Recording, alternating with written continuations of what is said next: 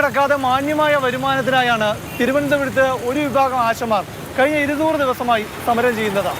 ഇപ്പോഴും ലക്ഷ്യം കണ്ടിട്ടില്ല. അതുകൊണ്ട് തന്നെ ഇവരുടെ ഓണം ഇവിടെ ഈ സമരപ്പന്തലിലാണ്. കാരണം സംസ്ഥാന സർക്കാരിന് ഹൂ കെയേഴ്സ് എന്ന സമീപനമാണ്. കഴിഞ്ഞ 7 മാസമായി സർക്കാർ ഹൂ കെയേഴ്സ് എന്നുള്ളൊരു നിലപാട് തന്നെയാണ്. പക്ഷേ അത് ഒരു ജനാധിപത്യ ഗവൺമെൻറ്റിന് ഒട്ടും ഭൂഷണമായൊരു കാര്യമല്ല.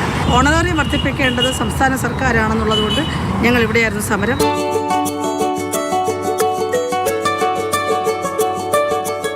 ആശമാർ 205 ദിവസമായി സമരത്തിലാണ് എന്ന് കരുതി അവരവരുടെ ഉത്തരവാദിത്തങ്ങൾ മറക്കുന്നില്ല. വീടുകളിൽ പോകുന്നുണ്ട്, അവിടെയുള്ള ഗർഭിണികളെയും കുട്ടികളെയും പ്രായമായവരെയും എല്ലാം പരിചരിക്കുന്നുണ്ട്.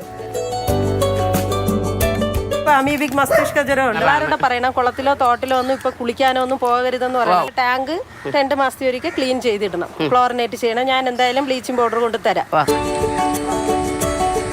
വർക്കലയിലെ ആശാപ്രവർത്തക ബീന തന്റെ നീട്ടി വളർത്തിയ മുടി സഹപ്രവർത്തകർക്ക് വേണ്ടി മുറിച്ചത് ഗതികേട് കൊണ്ടാണ്. മുടി വളർന്നു തുടങ്ങി. എന്നിട്ടും സംസ്ഥാന സർക്കാർ ഓണറേറിയവും വിരമിക്കൽ ആനുകൂല്യവും കൂട്ടിയിട്ടില്ല. കേന്ദ്രം വർധന പ്രഖ്യാപിച്ച ഇൻസെന്റീവും ആശമാർക്ക് കിട്ടിത്തുടങ്ങിയില്ല. സമരത്തിലാണ്. പക്ഷേ ആശുപത്രി ജോലികൾക്കും ഗൃഹസന്ദർശന ഉത്തരവാദിത്തങ്ങൾക്കും സമരമില്ല.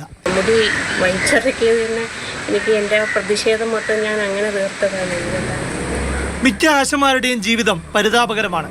രോഗിയായ ഭർത്താവ്, മക്കളുടെ പഠനം, പ്രാരാബ്ദങ്ങൾക്ക് നടുവിൽ സമരവും ജോലിയും ഒരുമിച്ച് കൊണ്ടുപോകുന്നത് മാന്യമായി ജീവിക്കാനാണ്. ഇപ്പോഴും ഞങ്ങൾ സമരത്തിലാണെങ്കിൽ തന്നെയും ഞങ്ങളെ ഡ്യൂട്ടികളെല്ലാം ഞങ്ങൾ ചെയ്യുന്നുണ്ട്. ഫീൽഡ് വർക്കായാലും ഹോസ്പിറ്റൽ ഡ്യൂട്ടി ആയാലും എല്ലാം. 15 വർഷത്തിൽ കൂടുതലായി പാർക്കിൻസൺസിന്റെ ചികിത്സയിലാണ്. ജോലിക്ക് പോകാനൊന്നും പറ്റത്തില്ല.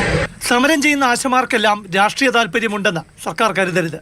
നാടാകെ സദ്യ കഴിച്ച് ഓണം ആഘോഷിക്കുമ്പോഴും നന്നായി ജീവിക്കാൻ വേണ്ടി മാത്രമാണ് ഇവരുടെ സമരം. സമരത്തിൽ ഞങ്ങൾ ജയിക്കും എന്ന് തന്നെയാണ് ഇപ്പോഴും പ്രതീക്ഷിക്കുന്നത്. ക്യാമറമാൻ സജികുമാറിനൊപ്പം പ്രശാന്ത് കൃഷ്ണ, മാതൃഭൂമി ന്യൂസ്, തിരുവനന്തപുരം.